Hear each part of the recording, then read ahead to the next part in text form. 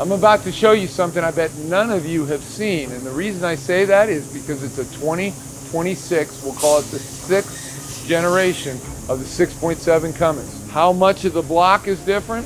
Let's find out. Here's what we've had on the 6.7s forever. This is the intake. The heater grid plate goes here that we talk about. This is the new 2026 cylinder head on the Cummins. Not only does it get rid of that intake manifold with the grid heater, but it's got glow plugs. This motor, for the first time, Cummins is using glow plugs in their cylinders. Their valve train's a little different. You can see that. Their rockers are a little different.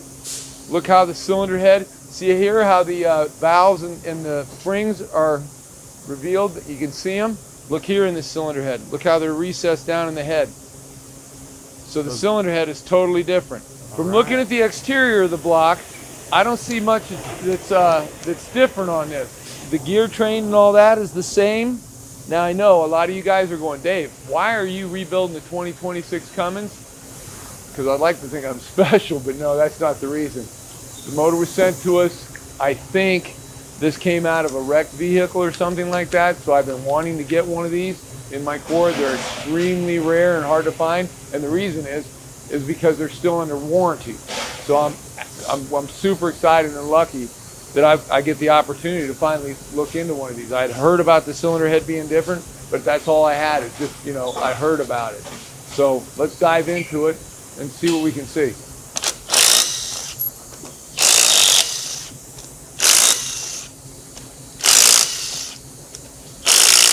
Okay, so the first thing, they're oiling the rocker arms and the pads all up through this. You can see there's an oil pressure hole. Here's the galley for the oil. And then because the bolts, there's some area in the bolt, it can come up here.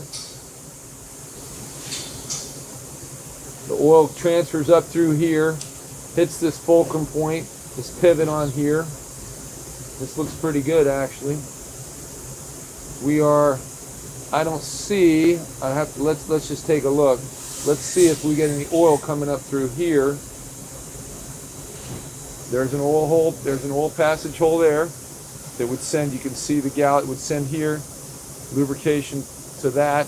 Now this can be a problem here. Same thing that we were seeing on the 5th gen. 5th gen is that, you know, they've got this puck on the top so it drains the oil out of this. So is that going to be a problem? It could be, because on the 5th gen, it's called fretting. Fretting? Fretting. When two pieces of metal come together through vibration and pressure, and they start doing this back and forth, it frets the metal, and that's why we're seeing the push rods and the camshafts. Well, this thing's been sitting out in the weather. Wow. This motor's been out in the weather for a little bit. It's got some moisture in it. Wow. Okay, let's keep going. Yeah. Now this motor did come to us with a valve cover off of it. It came just like you see it. So I'm not too worried about this. This is just being out in the weather. Their bridges are totally different. Yeah, very different. The pedestals too. Usually the pedestals have a little bit more height to them. Yeah. It's just those rears. These aren't rusted at all. So we must have got some. Well, that just got moisture down there. They must not have had that covered, because the rest of these they're not rusted like that. What I'm looking for is fretting on these push rods, and they seem to be fine. Now look, I have no clue how many miles we're on this motor. This is the only thing I can think of is why I got this motor. If you'll look here, you see how this is kind of melted or broke off? I'm wondering if this truck was in a fire and it got totaled.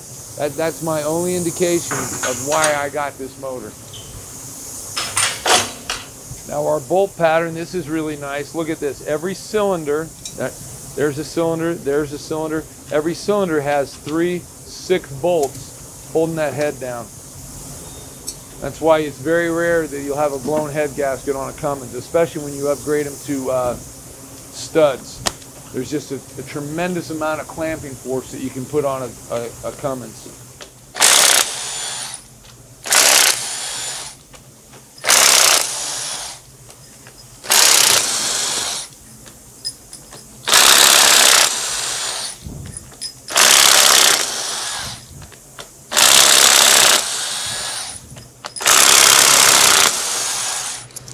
Boy, that is easy peasy, ain't it? Oh yeah.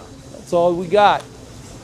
All right, this is exciting for me. I honestly, anytime I get to tear down a new version, iteration, whatever you want to call it, of a motor, I'm always excited to see, like, okay, they changed it.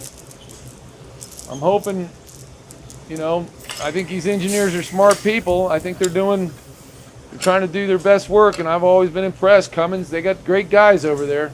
I've met some of them. They're good people. Here we go.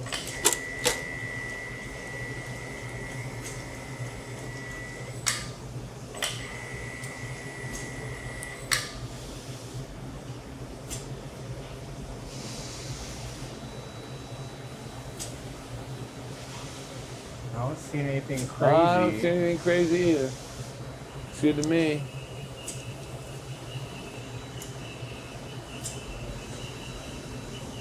So the factory's got a pretty good head gasket on here. There's quite a few layers. Guys, never throw your head gasket away, especially on a motor you're not familiar with, a new motor. Always keep your head gasket that came off of it.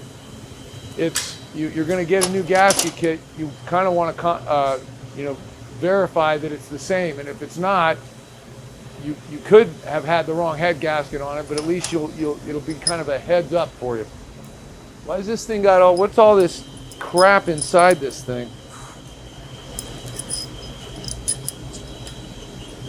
It definitely wasn't, bouncing around in there, so I'm guessing it would be after.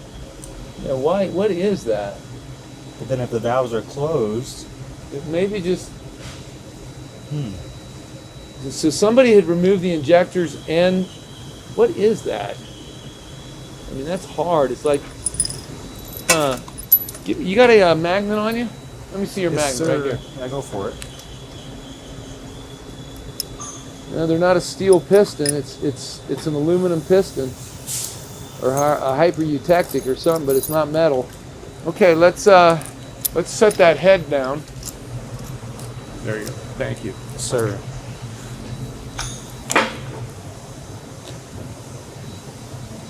First thing I see, this is the injector hole. This is something you won't see on a 5.9 or a 6.7 Cummins unless it's now a 2026. That's where the glow plug would stick into the cylinder. I'm excited about this head, to be honest with you. I'm going to put it on my flow bench. I want to check the flow, see what's different in the ports compared to the, like the 1st gen through 5th gen Cummins. See if it's any different, because that's the only way I'll know. It's not like Cummins is going to tell me.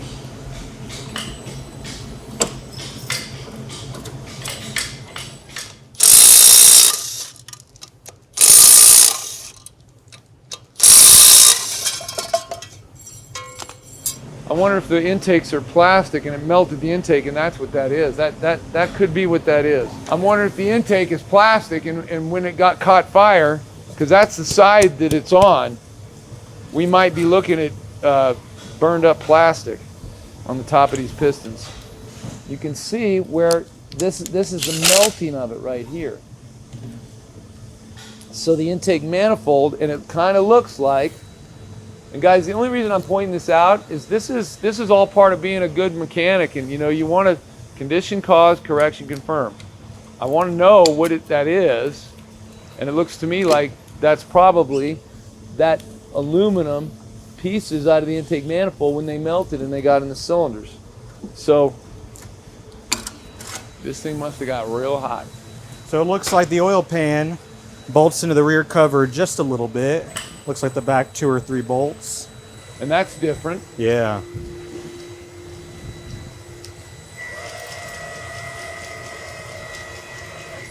Oh yeah, this is a different rear cover, isn't it? Mm-hmm. Okay, so here's a difference. You're going to have bolts that coming up through the oil pan into the cover. So that's different. Yeah, this has definitely been in a fire. And look, here's a sensor that's melted off. There she goes. Oh wow, a whole gasket on the back. Yeah, this is all different. Yeah. So this is different too. So yeah, the rear of the block is definitely different. It's a whole redesigned motor. So we've got coolant that's coming down through here, circulating around in here. Or is that coolant or is that oil? What is that? You want me to lower it down a little bit? Yeah, lower it down a little bit. Okay, stop. Actually, that is not coolant, that's oil. So the cylinder head, I think that's the oil pressure. It is. Okay. Oh, wow. So the cylinder head is getting its oil pressure through this galley. It comes through here, charges up this rear cover plate here completely. This is interesting. Why do you think that they're taking this inside of that cylinder wall and running oil right up in through here like that? And then the pressure gets up through here, comes up through here, and then pressurizes the cylinder head. They're heating up the oil quicker. Guys, that's exactly why they're doing that. They're taking that cylinder, the combustion that's happening in that cylinder, they're putting that oil right up next to it as a heater. Very, very smart. I love that. I've talked about it before. Your antifreeze, you know, people put block heaters. In fact, here's a block heater, guys. That's a block heater right there. That's heating up your antifreeze, okay? It's way more important to get your oil up to temperature quicker than it is your antifreeze. Your oil changes viscosity a lot more than your antifreeze does. It doesn't, you know, between 0 and 20 below, or, you know, 30 degrees and 0, your oil gets thicker and thicker and thicker. Your antifreeze doesn't do anything. So when you really want to get your engine up to temperature, the best way is to get the oil heated up as quick as possible. I did a controversial thing last year for winter, and I said, you know, just get in your truck on a cold morning, let it idle for about 10 seconds, get in it, and just drive it slow, you know, normally. Don't honk on it or anything like that. And the reason is you want to get your oil temperature up as quick as possible. Your oil temperature will go up, like, I think we proved it, like 4 times faster with light driving than it will just sitting idling. And I'm telling you, I know what I'm talking about. I proved it with science. It's better to get your oil up to temperature quicker than just letting the car sit there or the truck sitting and idling. So this is great engineering. I'd have to give that a super thumbs up. Now let's talk a little bit about the gasket technology while he's getting that oil pan off. This is a steel gasket embossed with a rubber edge on it. A great gasket. I mean, it's hard to screw that thing up. So what you do on a new one is you want to inspect to make sure there's no nick where this rubber gasket is, and you can feel how it's a raised edge. So you want that raised edge. You wouldn't want to reuse this twice. You'd want to get a new one. But as long as you've got that raised edge and there's no nicks in that, and both the surfaces are flat, you think of it like a cheese sandwich. This is the cheese, and the other sides are the bread, and everything's good. You'll never have a leak off that thing if it's torqued right.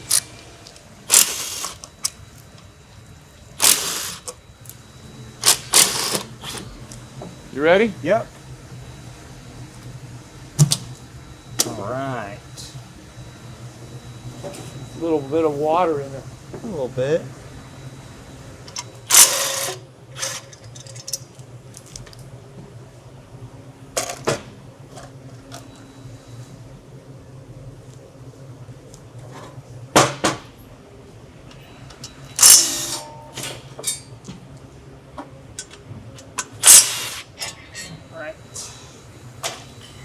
Or you don't want to mount it, you just want to lay it? Yeah. Okay. Yeah. We'll just have it on its side. That's good enough. Okay, sounds good. I got a feeling we're not going to find a dang thing wrong on the bottom end. I don't think so either. The only thing we're going to find is it might be a little different. I'm excited. Let's pull a piston out. Sir.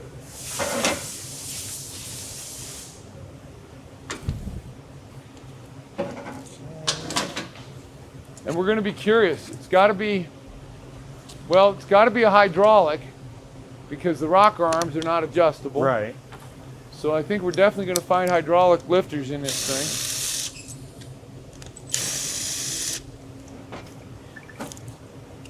So it's a cracked rod, meaning that they actually fracture these rods, get that type of surface on them.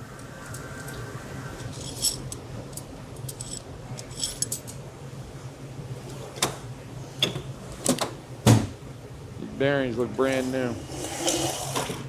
All right, coming your way. Oh, this piston's got 4 rings on it, dude. That's a new one. Yeah, look at that. What is this second? Or maybe that's not a ring. What is that? Nope, that is not a ring. I'm sorry, still it's got 3 rings on it. It's got this ridge here. Huh. You don't have that on the other, so the pistons are.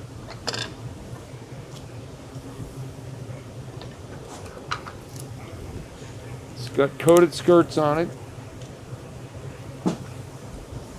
They don't look much different except for the sidewall.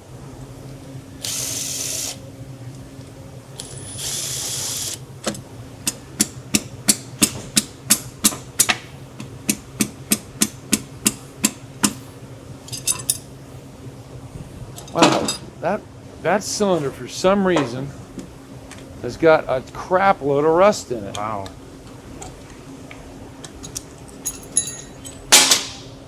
See, what I'm showing you here is the grain structure of the metal. They call that a cracked rod or a fractured rod. And when you put the grains together, it just makes for such a great complement to lock the rod up. In fact, see how this one is, I got backwards. See how it won't fall into place? You can't make a mistake unless you're really not paying attention. But then look at that. The grains actually just match up. I just caught myself being old Dave, no gloves. Ah!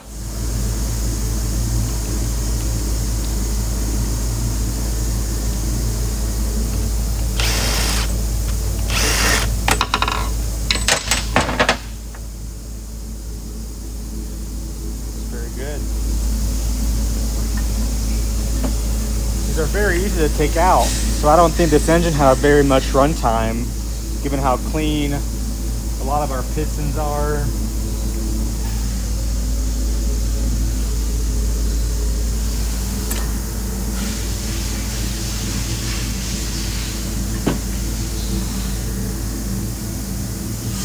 Everything is very clean.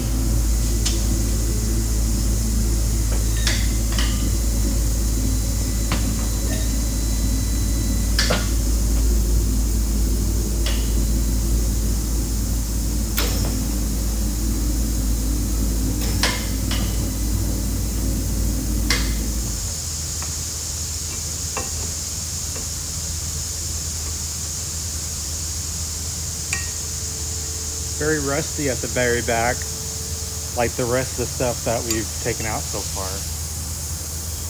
Should be the same style.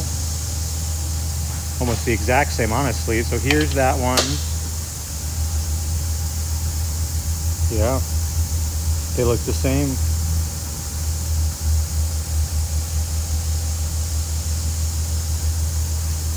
I don't see a part number, but it would be interesting to see if they use the same part number.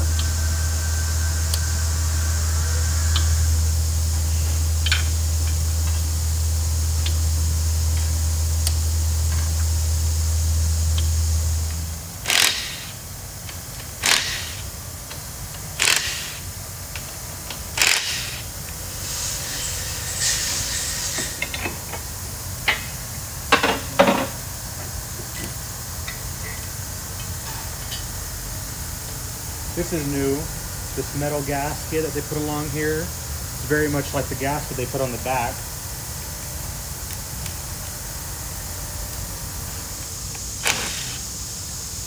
I do have to say that this oil pump, I don't know, the gears just look a little bit thinner than the other ones that I've seen. Maybe that's just in my head.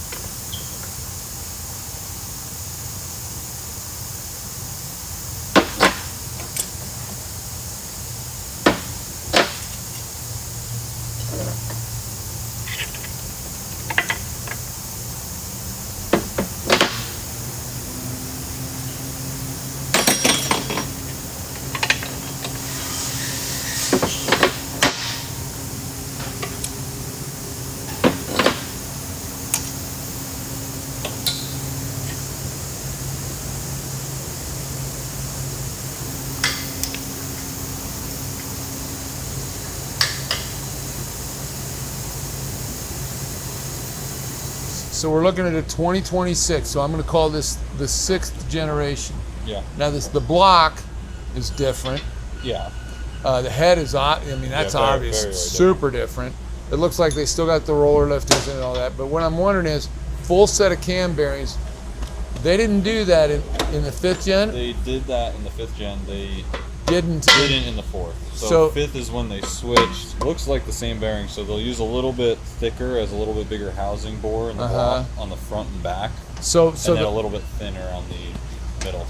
But on the 4th gen, they're just putting a bearing on the front and the back, correct? Yeah. So it seems like the roller lifter change, they switched to a full set of bearings. Yeah, I don't know. Now you maybe wonder. That's because you know, different pressures from the cam. Okay, let's talk about it. What we're finding, and this is, now listen guys, what we're trying to do here, what have they done to upgrade the problems? So one of the problems we've had is the fretting on the lifter. Now the problem that I think is causing the fretting, remember fretting is caused because of small vibrations and pressure. And this lifter moves in that bore. It's not a tight thing. So that's a natural setup.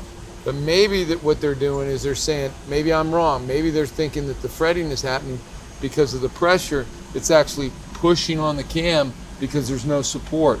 And that's why they've added these, my goodness, there's 5 other bearings. Yeah. Because every generation before that, well, some of them only had a front bearing in it. Yeah, I think 5.9. I think 5.9 was just a single bearing. It seemed like when it went to the 6.7, that's when they started doing front and back bearings. So, you know, Cummins engineers, if you want to reveal to us why now we're doing a full set of bearings, I always thought it was a good idea. I was like, why didn't they do that? But I never saw failures because of lack of bearing. So I thought, well, you know, they figured out a way not to spend the money. We've actually seen, because of lifter failure, spun cam bearings in the 5th gens. Yeah. But we've never really seen on a 4th gen like block damage from a cam. Right, because it's a flat tap. And you're not really. Right. Yeah. So, I mean, crank looks fairly similar. Yeah. A little bit different gear. But I mean. Yeah. So this, tell me about, this is 6th. This is a 5th gen. 5th gen. Oil pump. 6th gen. So it doesn't, it's a little different depth. A little bit thicker, yeah. Yeah. Now listen, my theory is why'd they go with a smaller gear like this? And this is normally what it is. And they went smaller, it's less noise. And you get different noise from being yes. Helical. There you go. Good. I guess you'd say, right? Helical cut. This is a. I think they call it helical cut. This would be a straight cut. So that's a 5th gen, like 25. And this is definitely, so this is the first step. Okay, this type of gear is noisy as all get at. That's a 4th gen and newer Cummins. That's straight cut gear like that. That's as noisy as you can get. It's not smooth and it doesn't transfer power. This is actually stronger, a helical cut gear. That's probably why they were allowed to go a little thinner. That's why they could go thinner. Then on a 5th gen, and this is common, you'll see these on Japanese and stuff like this. Duramax cam gears have this as well. Yeah. This actually preloads so that you don't get play back and forth in the gears. You don't get a little backlash and play. That kind of takes that out, that spring-loaded backlash thing. So that's 5th gen. So these are some of the upgrades. Is this their cam sensor pickup from the old ones? I just noticed that this has kind of like on the back it has these. So they probably just went to a different type of cam sensor with. Kind of looks. Well, you know what? That we noticed in that block are the timing cover. Where's that timing cover? It is melted and it's in the back of that cover. So you're good call. There's the sensor for that. But I don't know what their sensor is on an older one. I don't know if this is their pickup and they see the quick, those close together ones to know. Well, they do that. They do that on any gear. You'll see it on this one too. They'll do an extra one. Yeah. I'm just saying the way it is versus like how it has. Like this one here. Yeah. Just the different style of good pickup. See, this is why I'm so lucky. I got all these eyeballs looking at stuff. Just to confirm with you, these are both 5th gen. Just the 55 is would have 45 and thicker 55, one.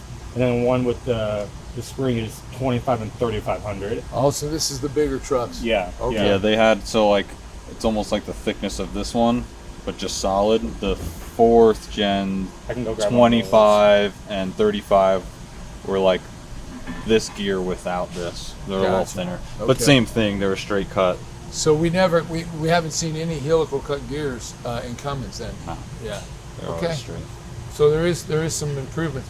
This you would think you're talking less volume because you don't have.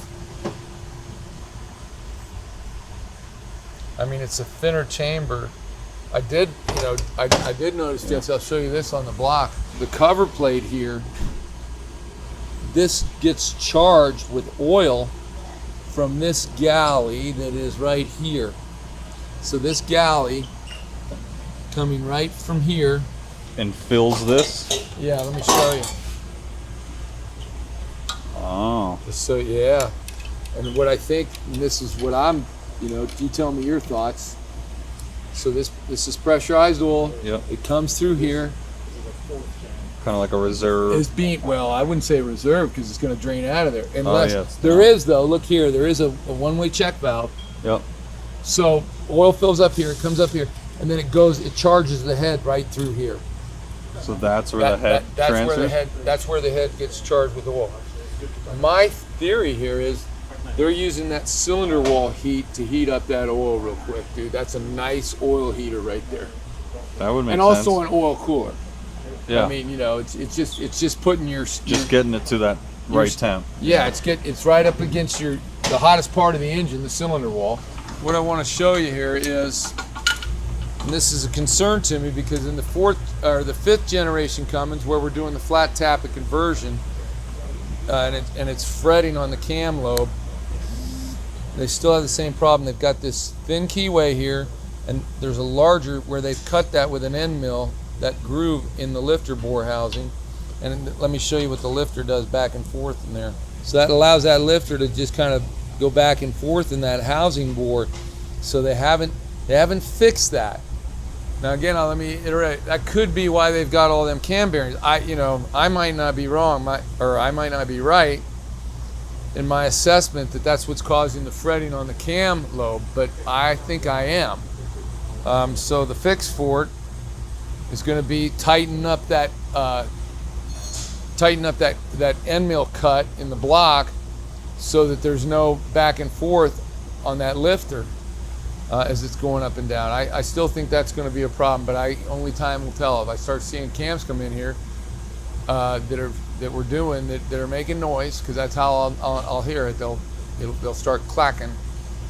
We'll tear them down, and if we see fretting on the cam like we're seeing on the 5th generation, it's going to still be a problem.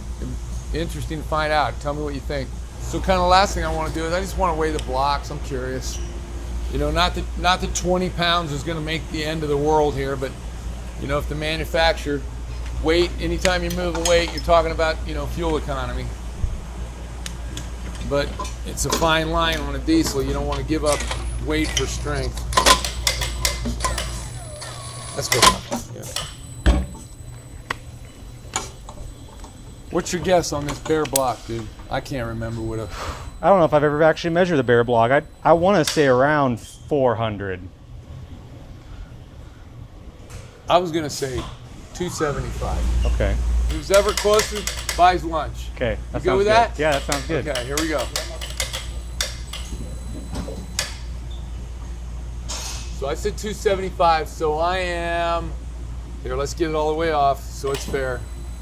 Okay, that's it. Hang on. So it's 325. Dude, we're like... We're like 75, 75.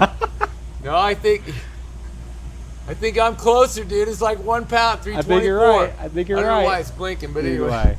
I think you owe me lunch, dude. That's Sounds terrible good. of me, isn't it? But I beat you by 1 pound. We can switch. We can go La Puente and I'll buy this time. Cool. Let's go to let's go get a 5.9 or 6 or earlier a 6.7. 6.7 Okay. fit like a 5th gen. Okay. And this block weighs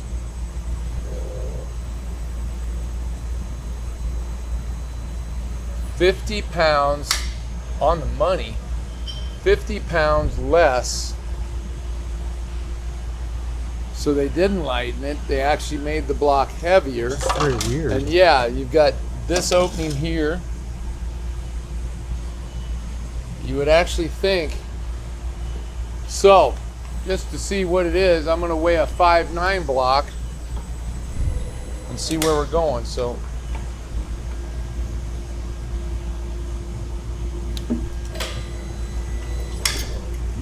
Go fast.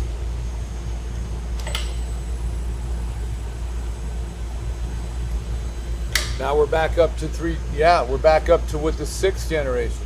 Wow. So the 5.9 block, and the now this was the 5.9. Sometimes they'll say like made in Mexico or something like this. This is Brazil. The 5th gen is coming out of Mexico, and the 6th gen, the brand new 2026 blocks being forged in China. I'm going to pick up a 4th gen now Cummins block. Now this block is back up to the heavier weight. It's up to the heavier weight. It's the 5th generation block. If I don't want to confuse anybody. So 4th generation, which is 08 basically all the way to 2018, weighs 325. Then when we went to 5th generation, that block, 50 pounds lighter. And then now the 6th generation that started in 2026 is back to the 325 pounds per block. This block is also made Brazil. So what does this tell you? There's a 50-pound difference on the 5th generation Cummins. Remember, that's 2019 to 2025. CGI is what it is. Compacted graphite. It's a different material. It's stronger, and that's the reason. This is the lighter block. This is a compacted graphite, and if you'll look in here, they've opened this up, all this webbing, and you don't have any of that opening on a regular cast block, whether it's now this 2026, you see, or well, that's a 5.9 over there. Yeah. The other blocks, But so similar. It's all filled in. it looks. The caps, these caps are a lot thicker.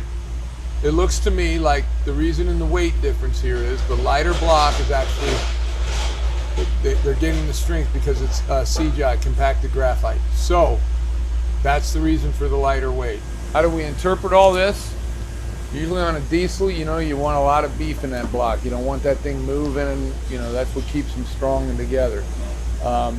So is the Chinese 2026 Cummins, is it a better block than the Mexico, which is the 5th gen, or the 5.9, you know, going back?